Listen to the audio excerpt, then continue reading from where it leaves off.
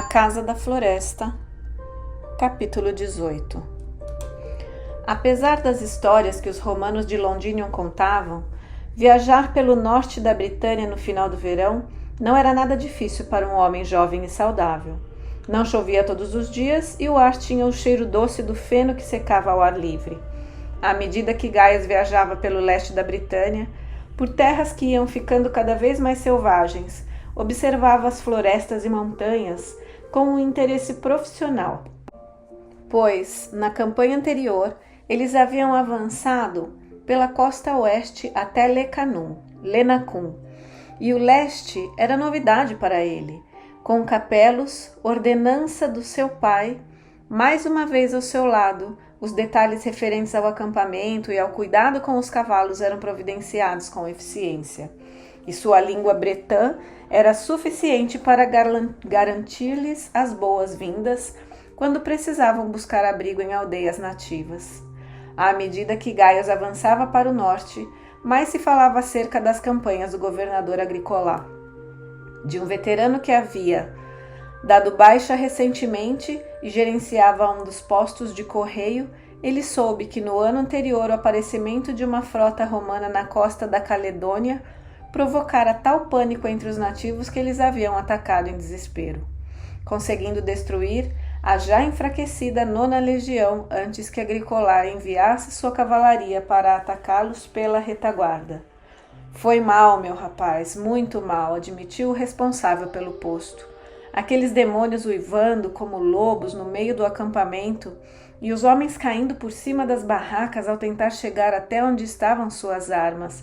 Mas, de alguma forma, nós os enfrentamos, e não posso esquecer o momento em que subitamente vimos brilhar os estandartes e soubemos que o dia estava finalmente nascendo.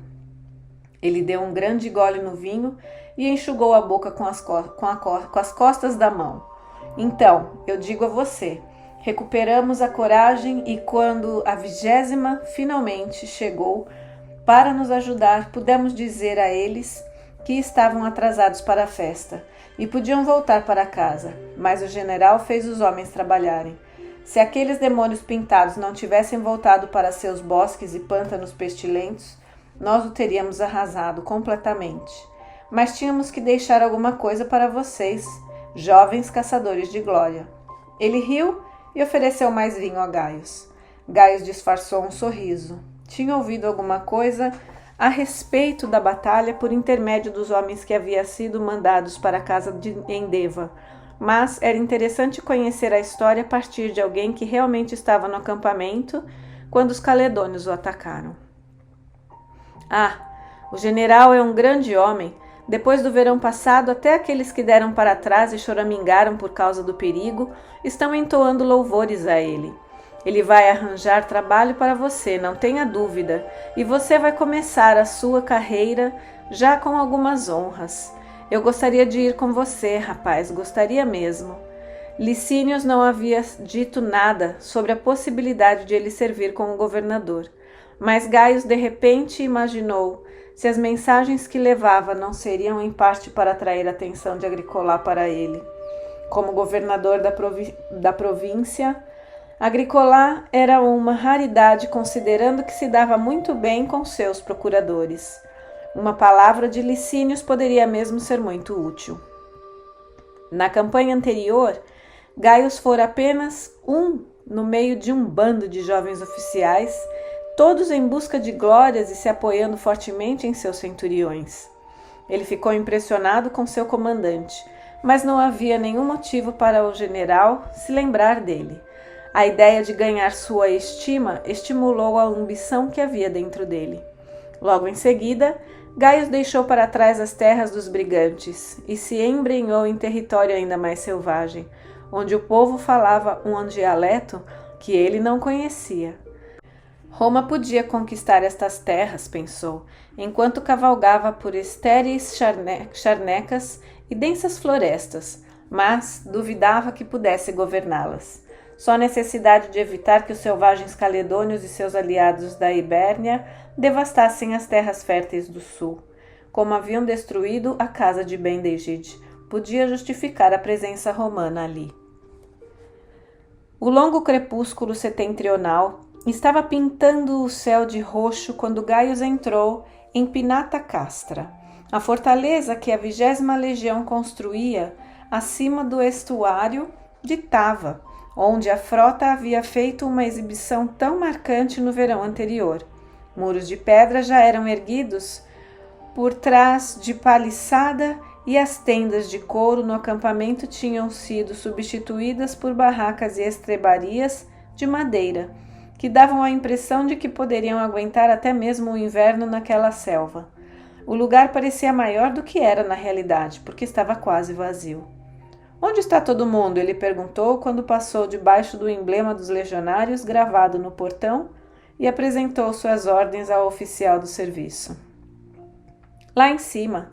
O homem fez um gesto vago em direção ao norte. "Dizem que as tribos finalmente se uniram sob o comando de um chefe Votadine chamado Calgacus. O velho os vem caçando durante todo o verão, deixando acampamentos montados como se fossem degraus. Vocês vão precisar de mais uma semana a cavalo para alcançá-los, mas esta noite pelo menos podem dormir sob um teto e fazer uma refeição quente. Sem dúvida, o prefeito irá dar-lhes uma escolta pela manhã. Seria uma pena cair em uma emboscada depois de vir de tão longe." Nesta altura, Gaius estava mais interessado em se enfiar na casa de banhos do que em comer, mas gostou bastante do jantar, depois de se ver limpo outra vez, e seu anfitrião, que estava solitário e nervoso, largado ali com seu pequeno destacamento, parecia contente em recebê-lo e ter alguém com quem falar. "Você ouviu falar na revolta dos Uzipe?" O prefeito perguntou, enquanto retiravam da mesa os restos do jantar. Gaius pousou seu copo de vinho, era um ótimo faleriniano, e olhou para ele interessado. "Um bando de germânicos inexperientes, você sabe, recém-saídos dos seus pântanos sombrios e enviados de Lenacum como recrutas. Eles se amotinaram, roubaram 3 navios e acabaram velejando de oeste a leste, ao redor da costa da Britânia." Gaius arregalou os olhos. Então a Britânia é mesmo uma ilha. Esta questão era discutida na mesa de jantar desde que ele se entendia por gente. "Parece que sim," o homem respondeu.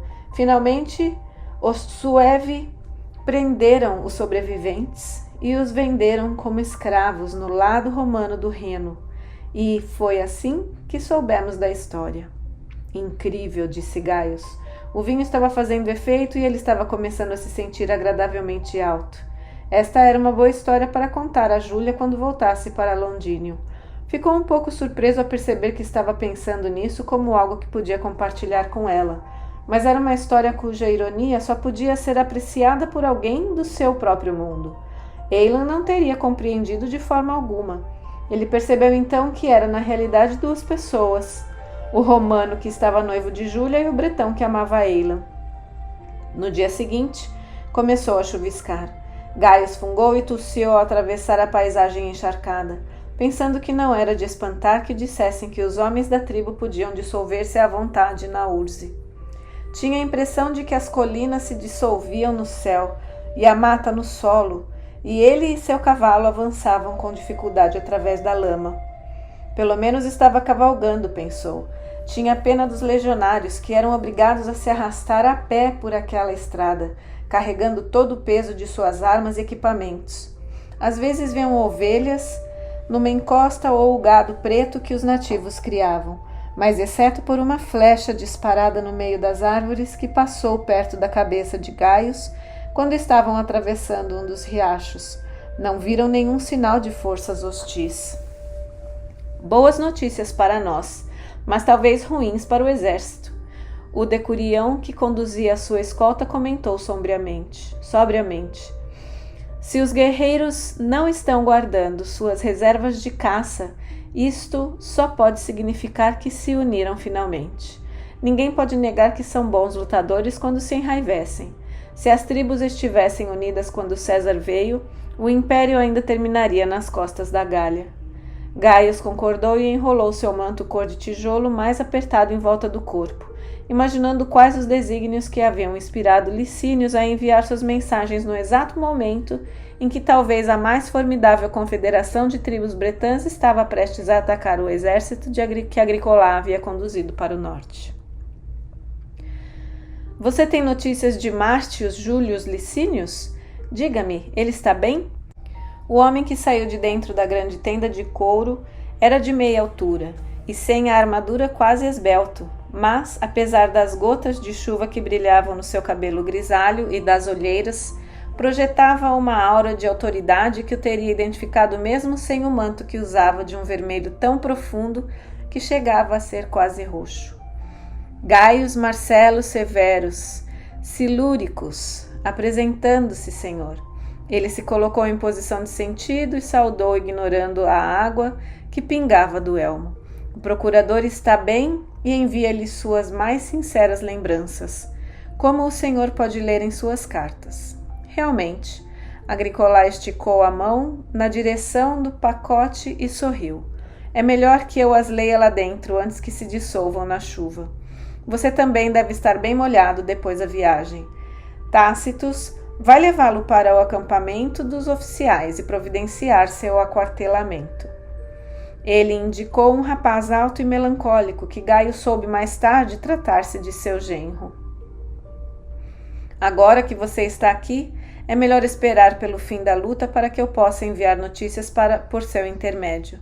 Gaius piscou os olhos, espantado, enquanto o governador tornava a entrar na tenda. Ele tinha se esquecido do charme do homem, ou talvez nunca tivesse sido direcionado para ele pessoalmente quando era apenas um oficial em início de carreira no meio de tantos outros. Então, Tácitus tomou-lhe o braço e, mancando um pouco quando os músculos endurecidos de suas coxas protestaram, Gaius o seguiu. Era muito bom sentar-se mais uma vez em volta de uma fogueira com seus camaradas, comendo ensopado de lentilha e pão duro, e bebendo vinho amargo. Só agora Gaius percebia o quanto havia sentido falta daquela camaradagem. Assim que os outros tribunos tomaram conhecimento de suas campanhas anteriores e viram que não era apenas um soldado de parada, eles o aceitaram. E enquanto a jarra de vinho passava de mão em mão, até mesmo a chuva que escorria pelo manto não lhe pareceu tão fria. A tensão que sentia em volta era de se esperar, e o moral do grupo parecia elevado. As couraças dos homens que estavam de serviço eram limpas e brilhantes. Apesar do tempo e os velhos escudos brilhavam sob nova pintura, os jovens oficiais com quem ele estava reunido pareciam sérios, mas não amedrontados. Vocês acham que o general vai conseguir atrair Cálgacos para a luta? Perguntou. Um dos homens riu. É mais fácil acontecer o contrário, você não está ouvindo? Fez um gesto na direção da escuridão ventosa. Eles estão mesmo lá em cima, uivando e se pintando de azul. Os observadores dizem que há 30.000 homens sobre o Graupius, guerreiros dos Votadini e do Selgoi, Novantai e do Buni, além de todos os clãs menores que temos perseguido durante esses últimos 4 anos, e caledônios das tribos do norte, cujos nomes eles nem sabem. Cálgacos vai nos enfrentar, não tenha dúvida, antes que comecem a se lembrar de velhas rixas e passem a lutar uns com os outros. E quantos homens nós temos? Gaius perguntou cautelosamente. Das legiões, 15.000, a 20ª Valéria Victrix, a 2ª Adiltrix e o que restou da 9ª. Respondeu um dos tribunos que pela sua insígnia estava ligado à 2ª. Gaius olhou para ele com interesse. O tribuno entrara para a legião quando Gaius estava em Londinium, mas devia haver outros ali da legião de seu pai que ele devia conhecer. E 8.000 da infantaria auxiliar, na maioria batávios e tungri, alguns briganti e 4 alas de cavalaria. Quem disse isso foi um comandante, que logo depois saiu para voltar para perto de seus homens. Bem, não é tão desigual assim, não é? Gaius constatou animadamente e alguém riu. Não haveria o menor problema se eles não estivessem em terreno mais elevado. Nas encostas mais altas do pico que os romanos chamavam de Mons Graupius, o vento estava mais frio. Os bretões davam à montanha outros nomes: a velha antiga e resistente portadora da morte e a bruxa do inverno. À medida que a noite foi avançando, era sob este último aspecto que Cynric a via. As pancadas de chuva que caíam do vale desciam ensaraivadas de granizo que picavam seu rosto e caíam chiando no fogo. Os caledônios não pareciam importar-se. Ficavam sentados em volta de suas fogueiras, esvaziando cantis de cerveja e se vangloriando da vitória do dia seguinte. Cynric cobriu a cabeça com o manto, esperando disfarçar sua tremedeira. O caçador que se vangloria alto demais ao amanhecer pode acabar com uma panela vazia ao anoitecer, disse uma voz calma ao seu lado. Cynric virou-se e reconheceu Ben-Degid, sua túnica pálida, um borrão fantasmagórico no meio da escuridão. Nossos guerreiros sempre falam desse jeito antes de uma batalha. Isto eleva o seu moral. Ele se virou e contemplou os homens em redor do fogo. Aquele grupo era de Nova Antai, do clã do Cavalo Branco, da costa sudeste da Caledônia, onde o estuário dos Salmais corriam em direção a Lugunvalium. Logo adiante, em volta do fogo, os Selgovai, seus inimigos hereditários, estavam bebendo. O volume aumentou e ele viu a figura do comandante deles ficar subitamente iluminada quando alguém atirou uma nova tora de lenha no fogo. O chefe jogou a cabeça para trás, rindo, e o fogo tornou a inflamar-se nos seus olhos pálidos e em seu cabelo vermelho. Estamos em nosso território, rapazes, e a própria terra lutará a nosso favor. Os capas vermelhas são motivados pela ganância, que é um conselheiro frio, mas nós queimamos com o fogo da liberdade. Como poderemos ser derrotados? Os Novantai, ouvindo suas palavras, saíram de uma fogueira para juntarem-se em volta dele. E os poucos instantes, os dois grupos haviam se transformado numa única massa de homens animados. Ele tem razão, disse Cynric. Se Calgacus foi capaz de persuadir este bando e se juntar, como poderemos ser derrotados? Ben-Degid ficou em silêncio, e apesar de suas palavras corajosas, Cynric sentiu a serpente da ansiedade, que o estava mordendo desde o cair da noite, picá-lo mais uma vez. O que foi? Perguntou. Você teve um pressentimento? Ben-Degid sacudiu a cabeça. Nenhum pressentimento. Só acho que esta batalha está tão equilibrada que nem mesmo os deuses arriscariam um palpite quanto ao seu resultado. Nós temos a vantagem, é verdade, mas Agricola é um oponente formidável. Se Calgacus o subestimar, isto poderá ser fatal. Cynric deu um longo suspiro. Ele se esforçara tanto para provar sua coragem para estes homens da tribo, que começaram fazendo pouco dele por pertencer a um povo derrotado. Mesmo sem saber que seu sangue estava conspurcado pelo de Roma, que a rebeldia se tornou como uma segunda pele, mas com seu pai adotivo ele não precisava fingir. Eu ouço o canto, mas não posso cantar junto. Eu bebo, mas meu estômago permanece frio. Pai, será que minha coragem vai falhar amanhã, quando enfrentarmos a espada de Roma? Em tempos como este, ele não podia deixar de pensar se não deveria ter fugido com Dieda quando teve a oportunidade de fazê-lo. Ben-Degid virou-se para olhá-lo nos olhos. Você não vai falhar, disse ferozmente. Estes homens ainda estão lutando pela glória. Eles não compreendem o inimigo como você o compreende, mas na batalha, o seu desespero vai torná-lo ainda mais terrível.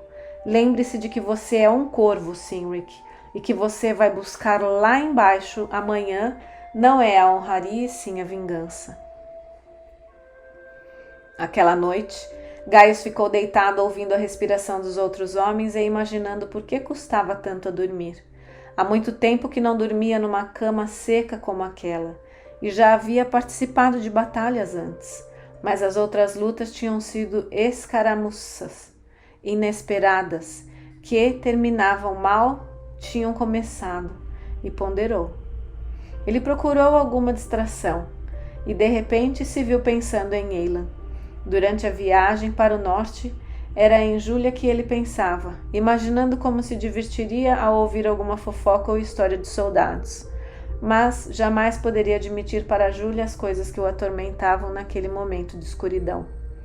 Cercado por todos estes homens, eu me sinto sozinho. Quero deitar minha cabeça no seu seio e sentir seus braços em volta de mim. Estou só, Eilan, e tenho medo. Finalmente caiu num sono agitado. E em sonhos teve a impressão de que ele e Eilan estavam juntos numa cabana no meio da floresta. Ele a beijou e percebeu que o corpo dela estava se arredondando, com a espera de seu filho. Ela sorriu para ele e esticou o vestido sobre a barriga para que ele pudesse ver. Ele pôs a mão sobre ela e sentiu a criança mover-se lá dentro, e pensou que jamais havia visto nada tão lindo. Ela abriu os braços para ele e o puxou, murmurando palavras de amor. Gaius então caiu num sono profundo. Quando acordou, havia homens se movimentando em volta dele, vestindo suas túnicas e prendendo suas armaduras naquela hora cinzenta que precedia o amanhecer. Por que ele não está pondo as legiões na linha de batalha? Gaius perguntou a Tácitos em voz baixa. Eles estavam montados a cavalo no alto de uma pequena colina, junto com o resto do staff pessoal do governador, observando a infantaria ligeira espalhar-se numa longa fila no pé da montanha, com a cavalaria arrumada de dois lados. A luz pálida refletia-se no alto dos elmos de bronze e na ponta das lanças, e cintilava em suas malhas. O pasto subia em direção às encostas mais baixas adiante deles, onde o capim seco dava lugar a vastas faixas de samambaias marrom avermelhadas e ao roxo mais claro da urze. Mas grande parte da topografia do Graupius só podia ser adivinhada, pois a parte inferior da montanha estava coberta por homens armados. Por que eles estão com a força reduzida? Veio a resposta. Lembre-se de que o imperador retirou homens das 4 legiões para sua campanha germânica. Em consequência disto, 3.000 soldados da nossa tropa de elite estão esperando impacientes na Germânia enquanto os Chatti e os Sungabri riem deles, e Agricola terá de usar todos os estratagemas possíveis para compensar. Ele posicionou as legiões em frente às trincheiras, onde elas podem apoiar-nos caso tenhamos de recuar para ele, e espera que isto não aconteça. Mas foi o imperador que ordenou o governador que protegesse o norte da Caledônia, não foi? Gaius perguntou. Domiciano é um soldado, ele não saberia? Tácito sorriu, e Gaius se sentiu como uma criança. Alguns diriam, respondeu brandamente, que ele sabe bem demais. Titus concedeu ao nosso governador honras de herói por suas vitórias na Britânia, e quando esta campanha estiver terminada, estará vencido o mandato de Agricola como governador. Talvez o imperador ache que não há lugar para 2 generais vitoriosos em Roma. Gaius olhou na direção do seu comandante, que observava o desdobramento das tropas com grande atenção. Sua armadura, de escamas de metal sobre a malha, brilhava à luz, e a ponta do seu elmo, em forma de rabo de cavalo, balançava com a brisa. Por baixo da malha, túnica e calças eram de uma brancura de neve, mas, sob a claridade do amanhecer, sua túnica vermelha ardia malignamente. Anos mais tarde, numa visita a Roma, Gaius leu a passagem da biografia de Agricola, em que Tácito descreveu aquele dia. Teve de rir dos discursos elaborados para o efeito literário na melhor tradição retórica, pois, embora ambos tivessem ouvido as palavras do general, o vento trouxe-lhes apenas fragmentos da fala de Cáucagos, que Gaius, sem dúvida, entendeu muito melhor do que Tácitos. Cáucagos tinha começado primeiro, pelo menos, eles puderam ver um homem alto com cabelos de cor do pelo da raposa andando para frente e para trás, e concluíram que devia ser ele. Ecoando nas encostas atrás dele, puderam ouvir frases soltas trazidas pelo vento. Eles devoraram a terra e atrás de nós só resta o mar. Cáucagos fez um gesto em direção ao norte. Vamos destruir estes monstros capazes de vender nossos filhos como escravos. Os caledônios começaram a dar vivas e as palavras seguintes ficaram perdidas. Quando Gaius pôde ouvir de novo, o líder inimigo parecia estar falando sobre a rebelião e Sene. Fugiram aterrorizados quando Boudica, uma mulher, levantou os trinobantes contra eles. Não arriscam nem mesmo o seu próprio povo contra nós. Deixem os gauleses e nossos irmãos, os brigantes, lembrarem-se de como os romanos os traíram, e deixem os batavianos desertarem como os Usipi fizeram. Houve um certo alvoroço nas fileiras dos auxiliares por parte daqueles que entenderam isto, enquanto Cálgacus continuava a apelar para que os caledônios lutassem por sua liberdade, mas uma palavra de seus comandantes o acalmou.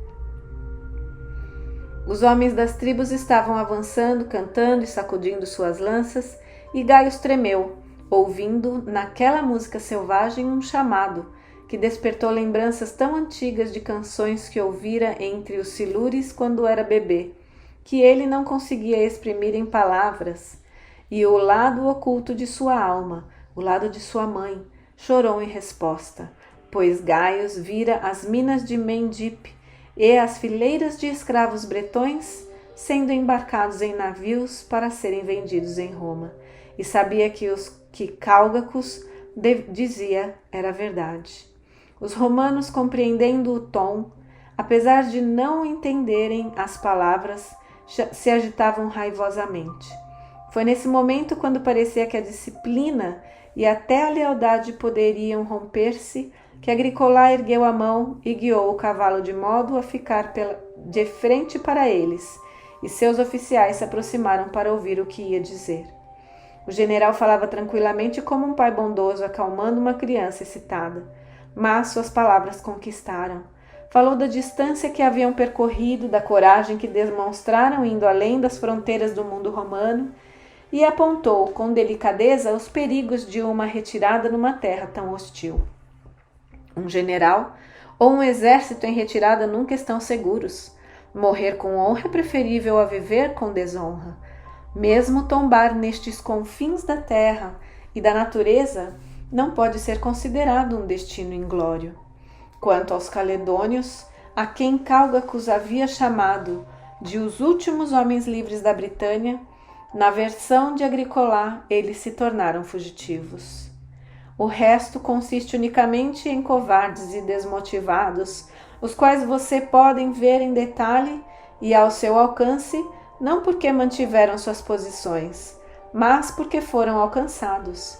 Por um momento, ouvindo aquela voz calma e bondosa, destruir a visão de glória dos caledônios, Gaius quase o odiou, mas não podia negar a conclusão do general, que numa vitória romana, hoje podia acabar com uma luta que se prolongava por 50 anos. Gaius teve a impressão de que neste homem via a essência do que Marcellus entendia por um romano. Apesar da família de Agricola ser de origem gaulesa e de ele ter ascendido na decorrência do seu sucesso no serviço público, primeiro ao posto intermediário de equestre e depois a senador, ele fazia Gaius pensar nos velhos heróis da Roma republicana. Os funcionários de Licínios gostavam do seu chefe, mas na maneira dos oficiais de Agricola olharem para ele, Gaius sentia algo mais.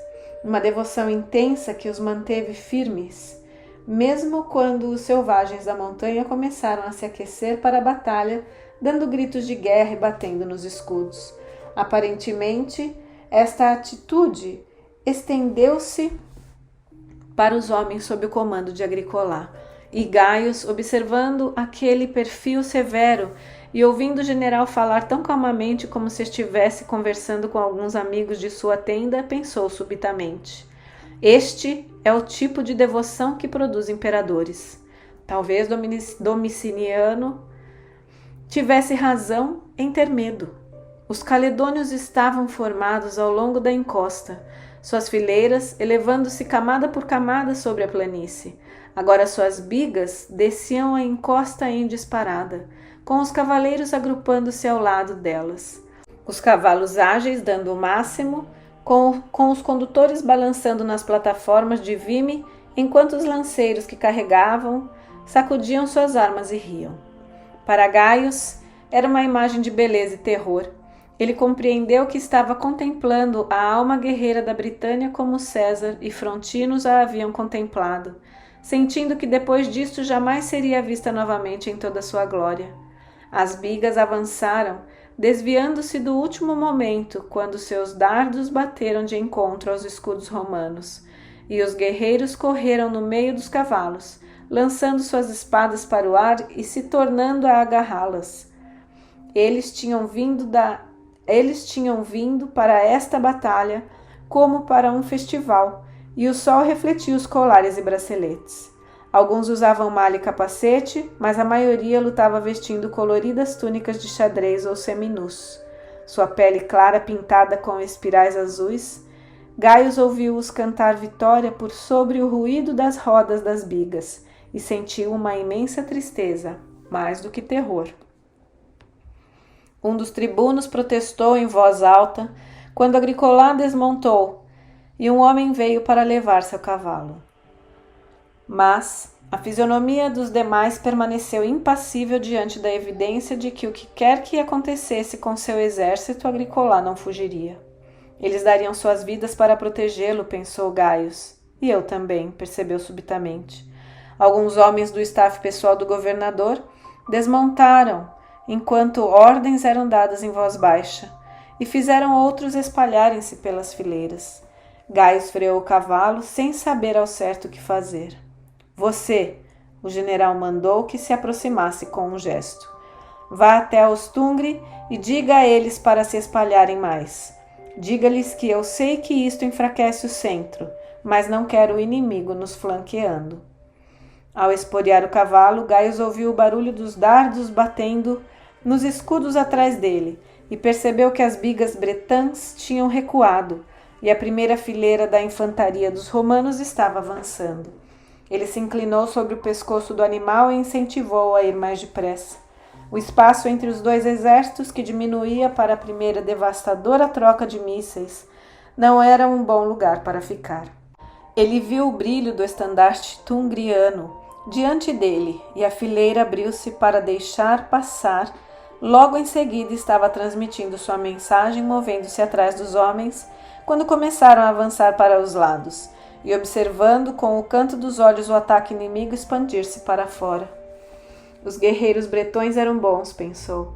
Ao vê-los desviar as lanças romanas com seus escudos redondos, suas espadas eram mais longas até do que a espata romanas. Armas cortantes, rombudas nas pontas, mas extremamente afiadas dos lados. As cornetas romanas soaram e a formação central de Agricolá avançou, encostando no inimigo. Gaio sabia que não tinha mais nada a fazer ali com a infantaria, mas o general não lhe havia dado outras ordens. Decidindo-se de repente, dirigiu sua montaria mais para baixo até juntar-se à cavalaria. Por sobre as cabeças das tropas auxiliares viu os soldados cerrando fileiras, numa luta confusa em que os caledônios não tinham espaço para manejar suas longas espadas. Este era o tipo favorito de luta dos batavianos. Faziam pressão para a frente, atacando com suas glades, esmagando o rosto dos inimigos, com a parte mais saliente do escudo. Houve um berro dos romanos quando a primeira fileira de adversários recuou, e o centro de Agricolá começou a avançar subindo as encostas da montanha atrás deles. Mais devagar, a infantaria de cada lado tentava segui-los, mas agora as bigas bretãs, vendo suas fileiras diminuídas e sentindo uma certa fraqueza, tiravam-se sobre eles, sacudindo-se no chão irregular. Em poucos instantes, elas estavam no meio da infantaria com lobos entre corredeiros, atacando os soldados a pé com espadas e lanças. Alguém gritou para os homens cerrarem fileiras. Homens, cavalos e bigas giravam confusamente. Gaius viu um guerreiro pintado de azul aparecer diante dele e o atacou com sua lança. Nos momentos que se seguiam, as coisas aconteceram depressa demais.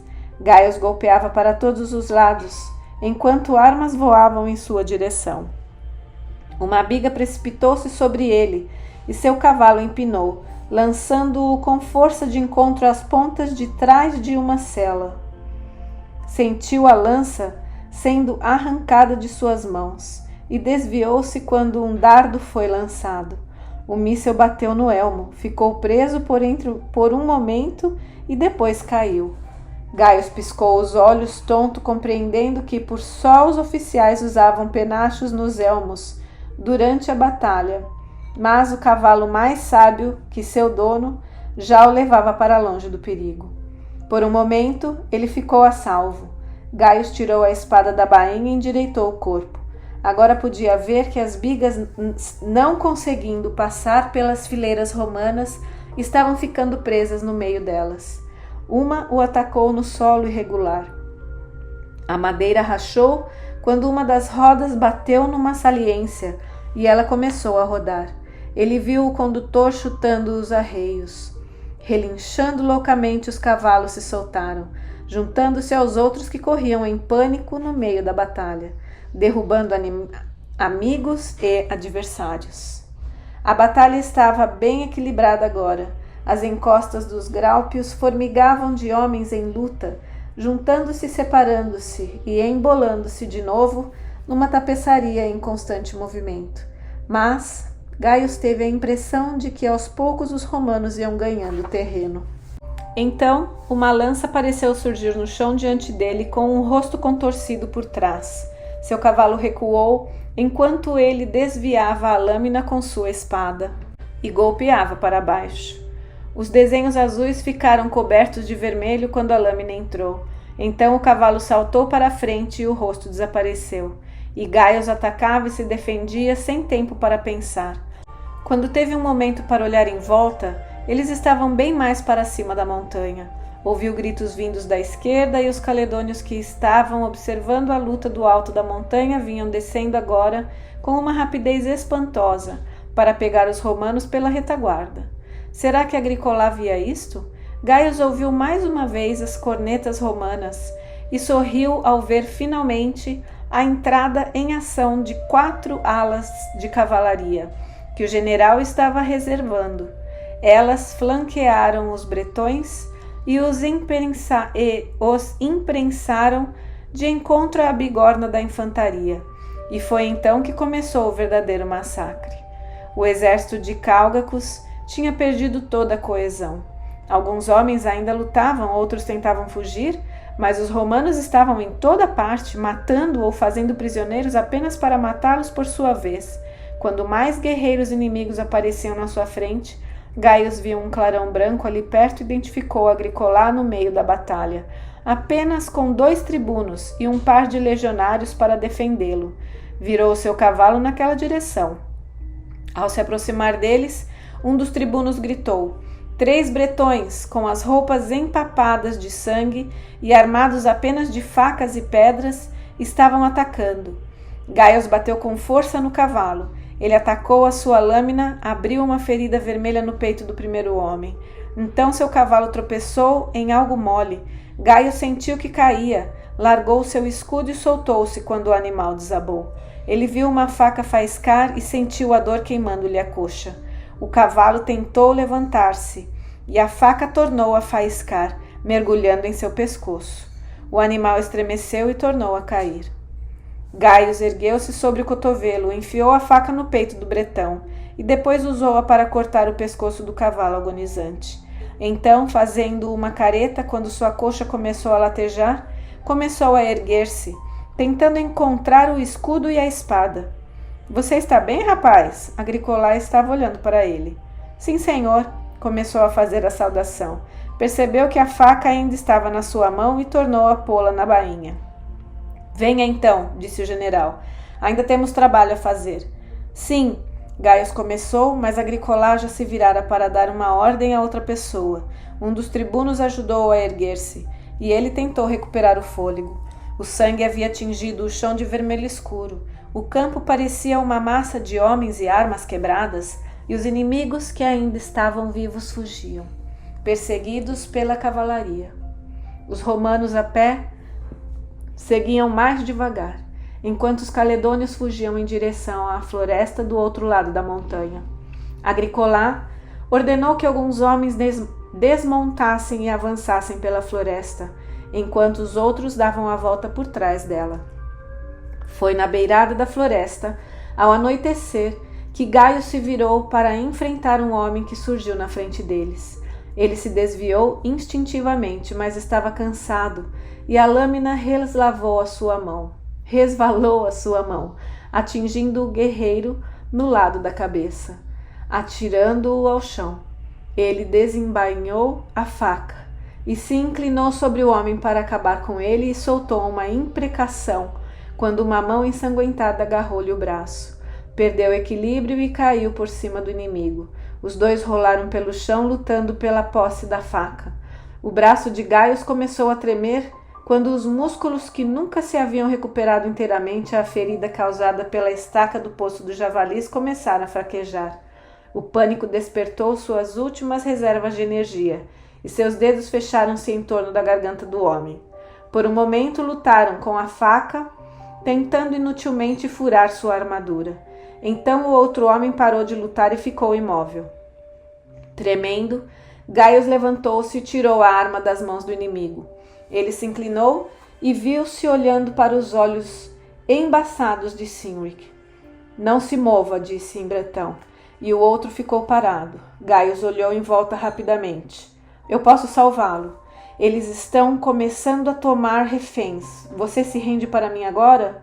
Romano, Cynric xingou-o com uma voz fraca. Eu devia ter deixado você no poço dos javalis. Foi então que Gaio percebeu que o outro homem também o havia reconhecido. Era melhor para mim e para Eilan. Você tem tanto sangue romano quanto eu. A culpa pôs ainda mais rancor na resposta de Gaio.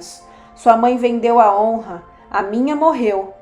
Gaio se viu descendo a lâmina e no último momento compreendeu que era aquilo que Cynric queria que ele fizesse. Você salvou a minha vida uma vez, agora lhe dou a sua. E que Heids fique com o seu maldito orgulho bretão. Renda-se e de outra vez poderá lutar contra mim. Ele sabia que o que estava fazendo era uma tolice, mesmo ali deitado, ensanguentado. Cynric era perigoso, mas salvá-lo era a única coisa que podia fazer por Eilan. Você venceu. A cabeça de Cynric caiu para trás em exaustão, e Gaio viu mais sangue saindo dos ferimentos dos braços e pernas dele. Hoje, seus olhos se encontraram e Gaio viu o ódio ainda queimando em seu olhar. Mas um dia você vai pagar. Ele ficou calado quando a carroça que recolhia os feridos chegou perto deles. Gaio viu 2 legionários colocá-lo junto com os outros. Sua satisfação pela vitória romana desaparecendo ao compreender que havia perdido seu amigo, com tanta certeza como se tivesse visto Cynric morrer diante dos próprios olhos. Quando escureceu, Agricolá mandou parar a perseguição para não arriscar a vida dos seus homens naquele lugar desconhecido. Para os caledônios sobreviventes, a luta ainda não estava terminada. Pela noite adentro, os romanos puderam ouvir as mulheres chamando enquanto revistavam o campo de batalha. Nos dias que se seguiram, os olheiros relataram um vasto círculo de devastação. A terra que antes havia sustentado o povo próspero era agora um mundo silencioso, em que os corpos de mulheres e crianças mortas por seus próprios homens para salvá-las da escravidão olhavam cegamente para o céu, e a fumaça de casas incendiadas escurecia o céu em prantos. Quando os números ficaram finalmente estabelecidos, estimou-se que entre mortos e feridos contava-se 10.000 do lado do inimigo, enquanto apenas 360 romanos morreram. Quando Gaio cavalgava em direção ao sul, junto com a coluna de homens que se dirigiam para os alojamentos do inverno, se lembrou das palavras de Cálgacos. Devastar, matar, usurpar sob falso pretexto é o que eles chamam de império. E onde eles fazem um deserto, eles chamam de paz. Certamente, o norte estava em paz agora, as últimas esperanças de liberdade para os bretões, tão mortas quanto os homens que a defenderam. Era isto muito mais do que os elogios sobre sua conduta no campo de batalha, incluídos no despacho que que fazia Gaius compreender que precisava tornar-se inteiramente romano agora.